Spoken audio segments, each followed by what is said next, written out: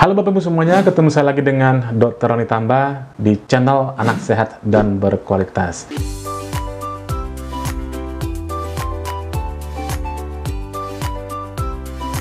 Apa kabarnya nih Bapak Ibu semuanya? Saya mendoakan agar kita selalu sehat, khususnya pada gelombang 3 kasus COVID-19 ini, yaitu gelombang Omicron. Kali ini saya akan membahas tentang kasus tersebut, khususnya banyak sekali orang tua, ibu-ibu yang menanyakan pada saya tentang aspek keamanan apabila mereka, ibu-ibu yang menyusui itu terpapar COVID-19, mereka mengkonsumsi obat antivirus. Nah, kira-kira bagaimana keamanannya bagi bayi mereka? Nah, ini ibu yang menyusui terpapar COVID-19, mereka mengkonsumsi obat antivirus, aman nggak kira-kira pada bayinya? Namun seperti biasa, sebelum membahasnya, saya ingin mengucapkan terima kasih kepada Bapak Ibu yang sudah rajin menyimak materi-materi kami di channel Anak Sehat dan Berkualitas. Dan bagi Anda yang mungkin pertama kali menyimak materi kami, jangan lupa klik subscribe-nya, like, dan boleh di-share kepada teman-teman yang lain. Mana tahu banyak teman-temannya yang sedang membutuhkan informasi ini. Yuk kita mulai pembahasannya. Jadi yang saya ambil kali ini adalah dari tata laksana, ya, pedoman tata laksana COVID-19 yang dikeluarkan oleh berbagai organisasi profesi, ya. Ada PDPI, PERKI, PABDI, Perdatin, dan juga IDAI, Ikatan Dokter Anak Indonesia, edisi keempat atau edisi yang terakhir. Nah, di sini ada dipaparkan berbagai macam terapi COVID-19. Nah, khususnya antivirusnya yang akan kita bahas. Pada buku pedoman ini dikatakan pada orang yang terkonfirmasi COVID positif, sedangkan mereka tidak bergejala, ada obatnya, biasanya terapinya simptomatis atau suportif. Yang obat-obatan suportifnya itu berupa vitamin C, dan juga vitamin D. Kita lihat pada gambar berikut. Ini adalah terapi pada orang yang tanpa gejala. Hanya perlu obat suportif berupa vitamin saja, ya. Nah, yang berikutnya, kalau dia bergejala ringan, seperti apa terapinya? Hampir sama tadi, ada suportifnya plus antivirus. Antivirus di sini ada berbagai macam pilihannya. Biasanya diberikan salah satu, ya, sesuai dengan ketersediaan di Fasiankes Anda atau di Fasiankes tempat Anda berobat tadi. Apa saja itu? Kita lihat, ya. Ada Favipiravir, ada Molnupiravir, ada Nirmatrelvir atau Ritonavir. Nah, ini 3 antivirus ini sering diberikan pada orang-orang yang bergejala ringan. Salah satu diberikannya. Tapi biasanya yang paling terkenal adalah Favipiravir ini. Yang berikutnya adalah yang gejala sedang. Gejala sedang juga ada suportifnya, ada simptomatiknya, dan juga diberikan antivirus. Nah, kalau sudah gejala sedang, kadang-kadang itu sudah merupakan pilihannya adalah antivirus, yaitu Remdesivir. Kalau tidak ada, bisa dipilih antivirus yang lain, misalnya Favipiravir, Molnupiravir, dan juga Ritonavir atau Nirmatrelvir ini. Jadi salah satu, ya, tapi ada opsi tambahannya, yaitu first of drug-nya adalah Remdesivir. Bagaimana sih kira-kira keamanan pada orang atau ibu menyusui yang mengkonsumsi antivirus ketika mereka sedang menyusui? Apakah aman pada bayinya? Di sini akan saya ambilkan literatur, ya, dari US National Library of Medicine. Apa dikatakan di sini? Dikatakan bahwa Remdesivir, ya. Jadi yang pertama kita lihat Remdesivir. Pada Remdesivir ini pemberiannya ternyata itu diberikan secara intravena. Intravena itu disuntikkan sehingga dia ini tidak terabsorpsi lewat mulut tentunya. Maka dikatakan di sini, ya, Remdesivir is given intravenously because it is poorly absorbed orally. Artinya memang Remdesivir ini diberikan intravena karena dia absorpsi peroralnya sangat kecil, sangat tidak efektif. So, infants are not likely to absorb clinically important amounts of the drugs from milk. Jadi, nanti ketika misalnya si ibu mendapatkan suntikan Remdesivir ini, maka secara klinis si bayi tidak akan mendapatkan jumlah yang berdampak secara klinis tadi, ya. Itu alasan pertama Remdesivir katanya masih boleh diberikan pada ibu-ibu yang menyusui. Nah, alasan kedua, ternyata pada zaman dulu pada zaman kasus untuk Ebola, bayi itu sudah mendapatkan remdesivir secara intravena, dan juga pada saat itu tidak ditemukan kasus yang berat, artinya efek samping yang berat, artinya sudah ada pengalaman diberikannya remdesivir ini pada bayi. Nah ya, jadi karena dua alasan ini, maka apa dikatakan? It does not appear that mother receiving remdesivir need to avoid nursing. Artinya kalau misalnya ibu-ibu yang mendapatkan antivirus remdesivir ini tidak perlu menghentikan proses menyusui bayinya. Jadi tetap boleh menyusui bayinya. Tapi kita sebagai dokter juga memberikan yang namanya pemantauan, ya, nasihat pemantauan tentang apa sih dampak atau efek samping yang mungkin terjadi, yaitu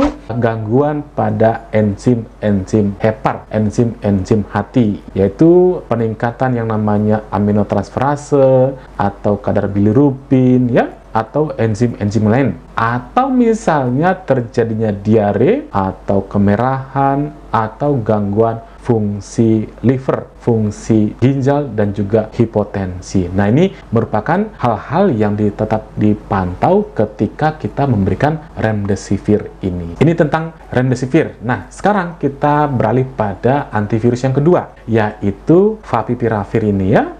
Kita ketahui bahwa yang namanya penelitian obat itu jarang sekali melibatkan ibu hamil dan juga ibu menyusui. Ini adalah etika penelitian. Maka sampai saat ini sangat sedikit informasi tentang aspek keamanan berbagai jenis obat pada ibu hamil dan juga ibu menyusui. Nah, demikian juga dengan antivirus favipiravir ini dikatakan no information is available. Nah, jadi sangat sedikit informasinya, tapi dilihat dari sifat obat antivirus ini, ternyata dia merupakan small molecule that is about 60% protein bound in plasma. So it would be expected to appear in breast milk. Nah, artinya karena dia obat oral, obat minum, maka kemungkinannya juga akan terdapat pada ASI.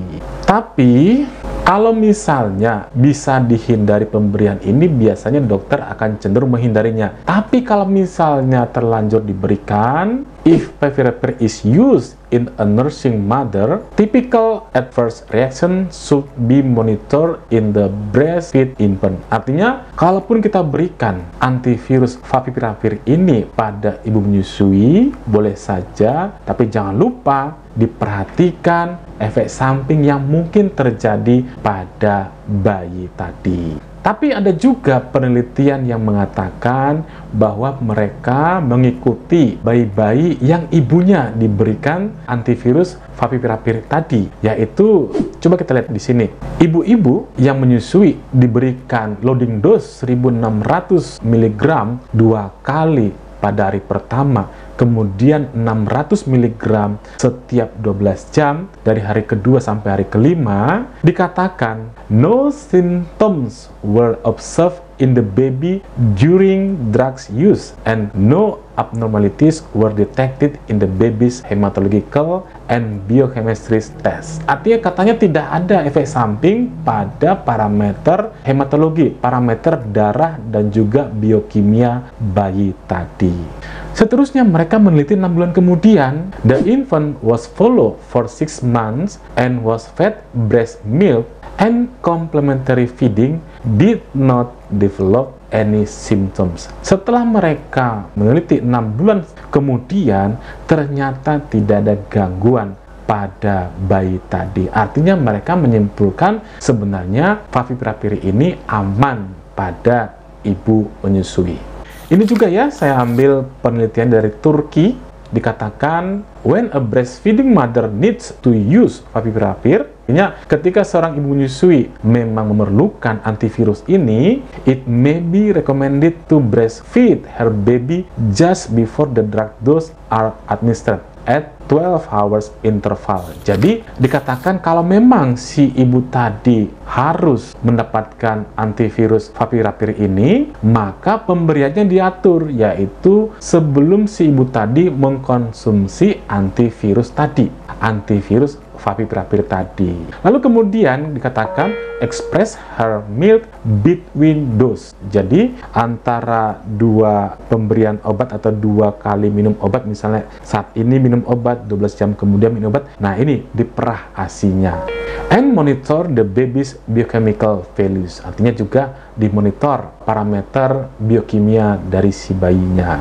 Jadi dikatakan lagi ya, the mother of our case prefer to continue breastfeeding while using favipiravir and no problem was encountered in the baby. Jadi mereka itu memberikan pada ibu menyusui dan ternyata tidak ada masalah pada bayi yang mereka susui, yang ibu tadi susui. Ini tentang favipiravir ya. Lalu bagaimana dengan vitamin D? Vitamin D kan yang paling sering ini ya, bahkan hampir semua orang, baik itu yang sehat, yang tidak terpapar juga, itu mengkonsumsi vitamin D dengan asumsi bisa meningkatkan sistem kekebalan tubuh mereka ya. Apa dikatakan? Jadi ibu-ibu yang menyusui, yang mengkonsumsi vitamin D, nah kita lihat, daily maternal vitamin D dosage at or more than 4,000 EU. International unit maksudnya itu ya, achieve milk levels can potentially meet the daily infant goals intake of at least 400 EU depending on the mother's underlying vitamin D status and daily infant milk intake. Artinya ketika seorang ibu menyusui mengkonsumsi vitamin D minimal atau lebih dari 4.000 unit tadi, ternyata juga berefek positif pada bayi-bayi mereka. Si bayinya malah mendapatkan yang namanya 400 unit dari vitamin D yang terdapat pada ASI yang mereka konsumsi. Nah, bagaimana dengan antivirus yang lain, yaitu molnupiravir? Nah, dikatakan ternyata molnupiravir ini kontraindikasi pemberiannya pada ibu hamil dan ibu menyusui. Dari tadi ya, yang pedoman tata laksana COVID-19 tadi ya, saya ambil kutipan tabelnya bahwa keamanan obat yang dikonsumsi oleh ibu menyusui, yaitu remdesivir, favipiravir, yaitu Avigan dan juga molnupiravir, dikatakan rekomendasinya belum terdapat bukti ilmiah yang cukup kuat. Memang semua obat-obatan itu jarang sekali melibatkan ibu hamil dan juga ibu menyusui pada trial mereka ya. Tabel berikutnya, klasifikasi keamanan obat pada perawatan ibu sebagai tata laksana COVID-19, klasifikasi penggunaan pada laktasi ya, antivirus favipiravir ini tidak terklasifikasikan. Demikian juga dengan molnupiravir, sedangkan remdesivir katanya aman ya. Jadi remdesivir aman, sedangkan favipiravir tadi dikatakan memang belum ada penelitian, tapi ada beberapa penelitian atau jurnal mengatakan bahwa itu aman karena tidak didapatkan efek samping pada bayi mereka apabila memang si ibu tadi toh harus mendapatkannya. Jadi demikian Bapak Ibu semuanya, saya sudah paparkan tentang aspek keamanan obat pada COVID-19 yang apabila dikonsumsi oleh seorang ibu menyusui. Mudah-mudahan materi ini bermanfaat bagi semuanya. Salam sehat, dadah.